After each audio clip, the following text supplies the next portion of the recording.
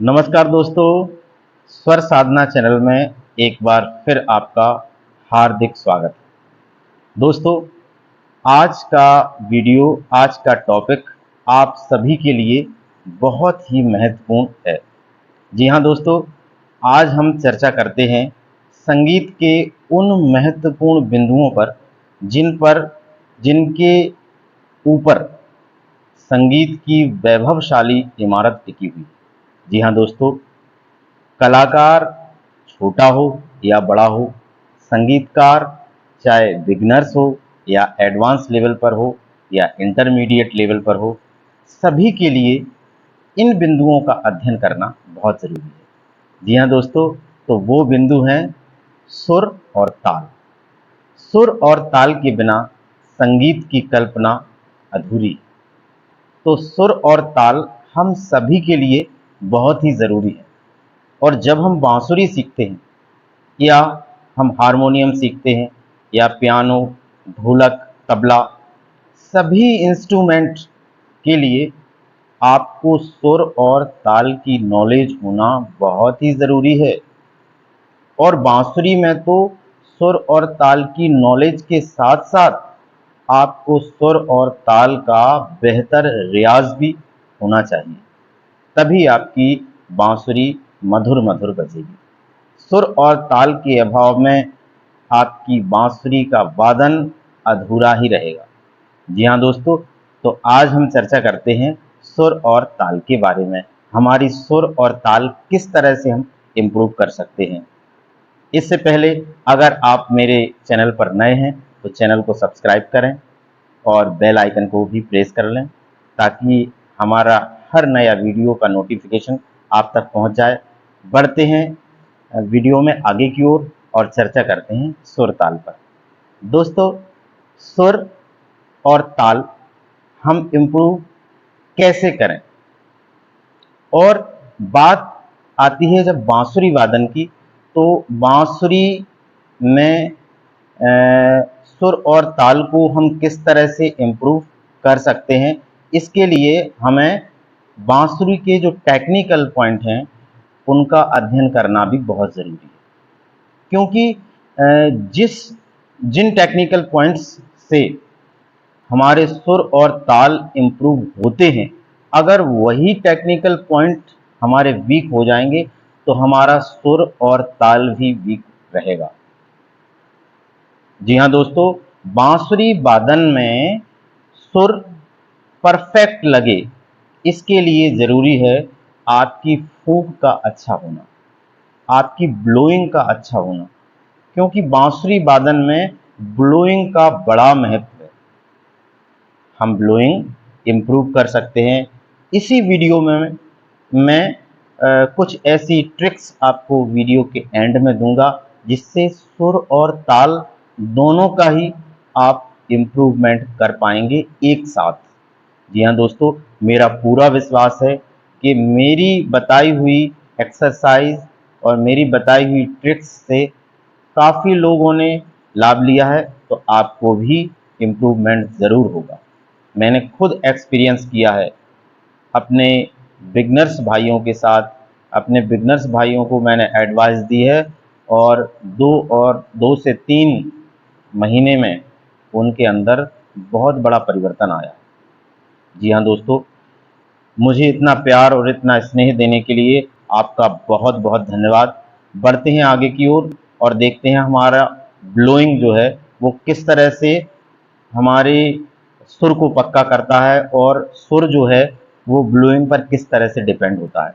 दोस्तों, ये तो हम अच्छी तरह जानते हैं कि जो हमारी बांसुरी है, बांसुरी की जो हम सरगम प्ले करते हैं या कोई भी सुर प्ले करते हैं, तो उसमें हमारी जो फूक का प्रेशर होता है, ब्लोइंग का जो परिवर्तन है वो भी परिवर्तित होता है।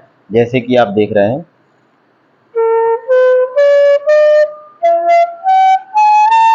आपने देखा सा सा से हम सा रे गा मा प, तो जब हम पा पर जाते हैं तो ब्लोइंग में बहुत बड़ा चेंज आता है मा से पा की तरफ जाने पर। तो ये और कोई भी अनवांटेड जो नॉइस है वो नहीं आना चाहिए हमारी। तो ये हमारी ब्लोइंग कैसे ठीक होगी, इसके लिए सबसे पहले ज़रूरी है लंबे लंबे नोट्स लगाना, लॉन्ग नोट का रियाज करना। इस तरह से देखिए,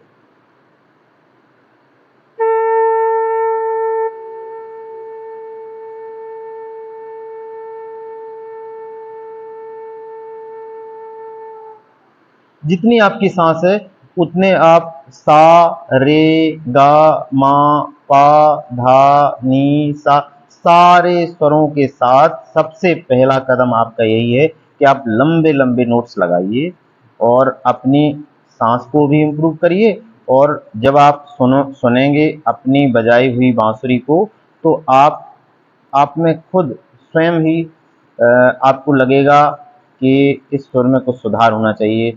सुर जो है वो कांपता हुआ नहीं होना चाहिए, ब्रेकिंग नहीं होना चाहिए, एकदम से सीधा, जैसे कि हम किसी लाइन को खींचते हैं तो एकदम से सीधी लाइन और सुंदर लाइन खिंच जाती है। इसी तरह से हमारा सुर भी एकदम से सीधा होना चाहिए, ऐसा हमारा प्रयास होना चाहिए।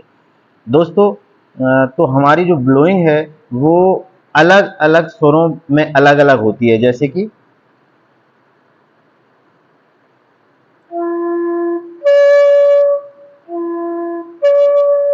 देखिए, जब हमने सारे होल्स बंद किए तब ब्लोइंग अलग रही,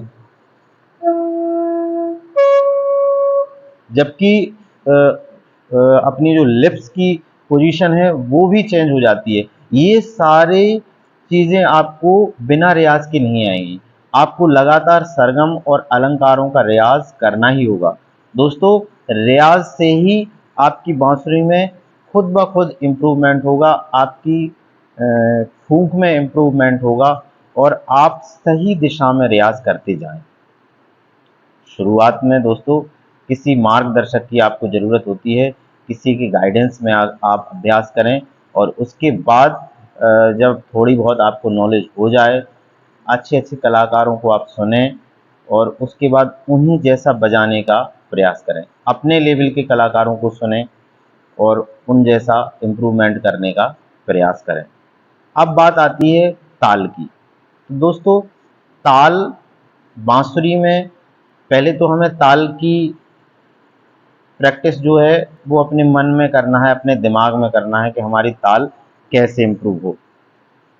तो ताल में हमें इम्प्रूवमेंट करने के लिए हमें मेट्रोनोम का सहारा लेना होगा, बहुत ही ज़रूरी है। बिगनर्स लेवल पर मेट्रोनोम के साथ ही आप अभ्यास करें। पहले जब आप ताल का अध्ययन नहीं कर रहे होते हैं, केवल सुर का कर रहे होते हैं, तब मेट्रोनोम की ज़रूरत नहीं है।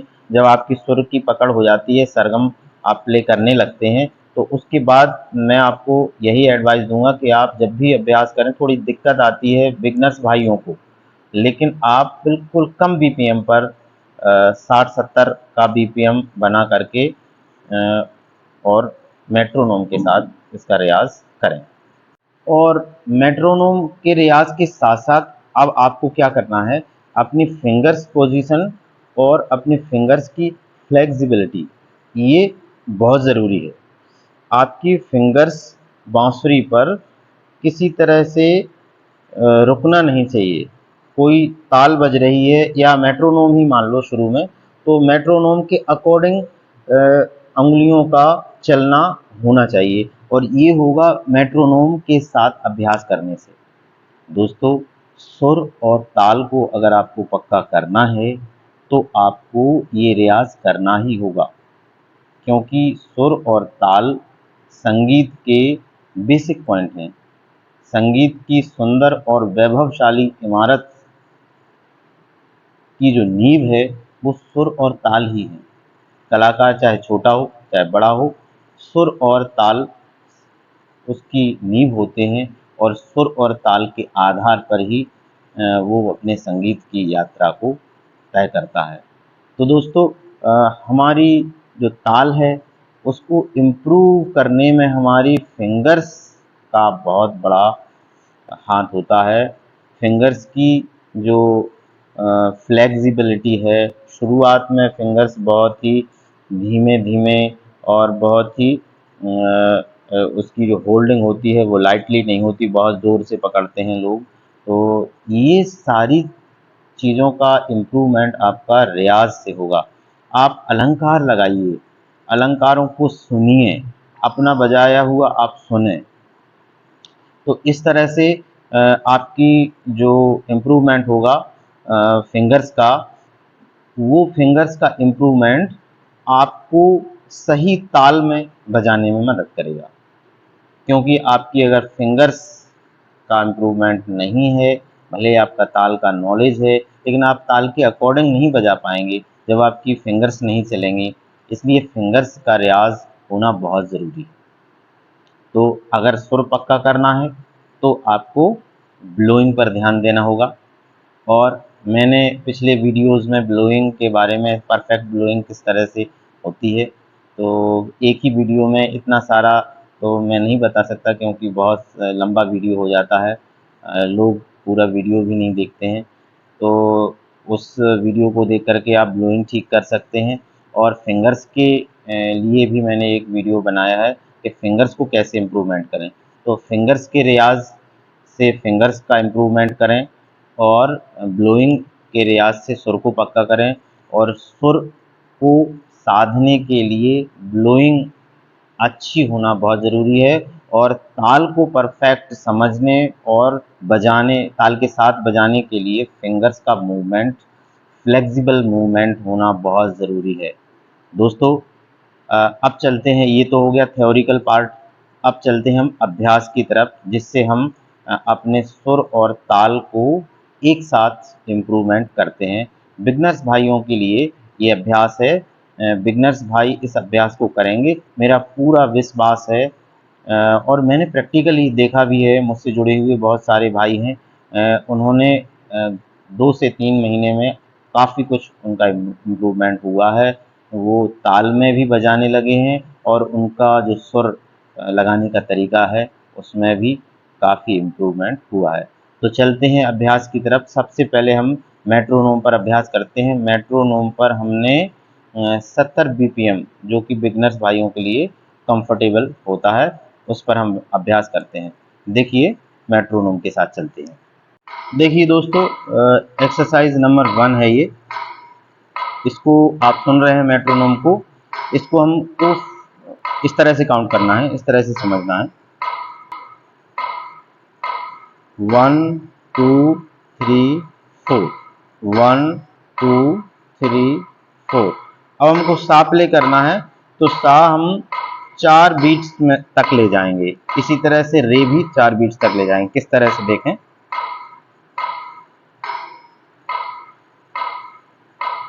सा रे गा मा पा धा नी सा। देखें बांसुरी में,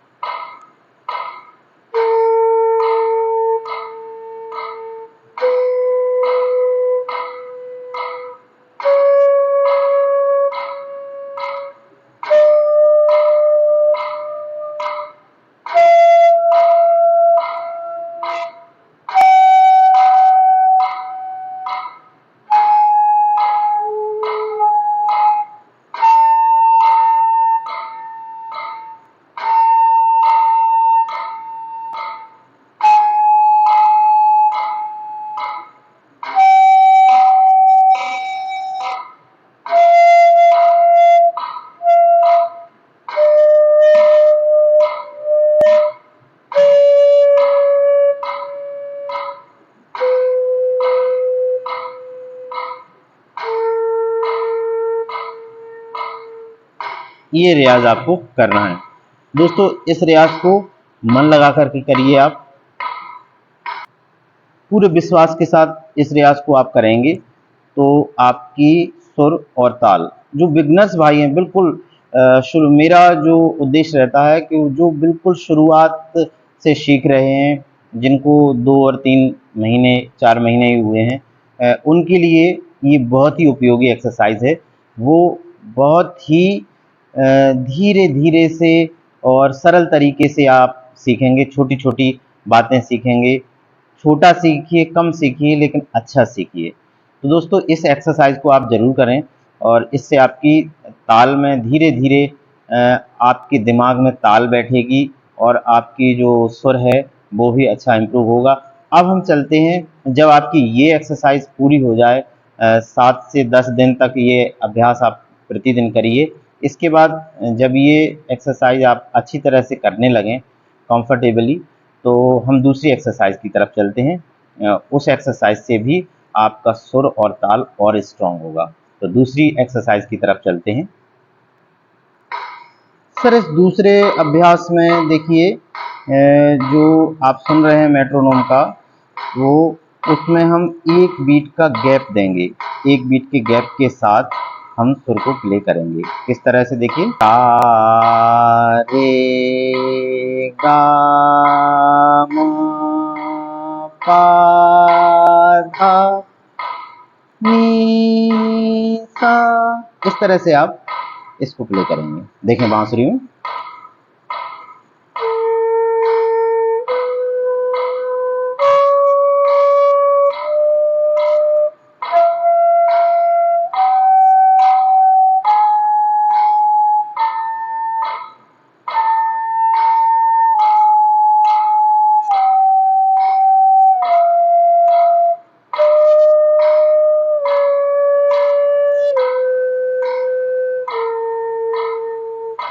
इस अभ्यास को भी आपको अच्छी तरह से करना है, मन लगाकर करना है। दोस्तों, अभ्यास कोई भी हो, अभ्यास तो बोरिंग होता है, लेकिन इसका जो रिजल्ट होता है वो बहुत ही अच्छा होता है। इसलिए अच्छे मन लगा करके इस अभ्यास को आप करेंगे। दोस्तों, अब हम बढ़ते हैं तीसरे एक्सरसाइज की तरफ। तीसरे एक्सरसाइज में हम क्या करते हैं, जो मेट्रोनोम का चल रहा है, टिक टिक टिक टिक, इसमें आपको हर बीट्स के साथ नोट प्ले करना है। जैसे सा रे गा मा पा धा नी सा, सा नी गा पा मा गा रे सा। बांसुरी में देखें।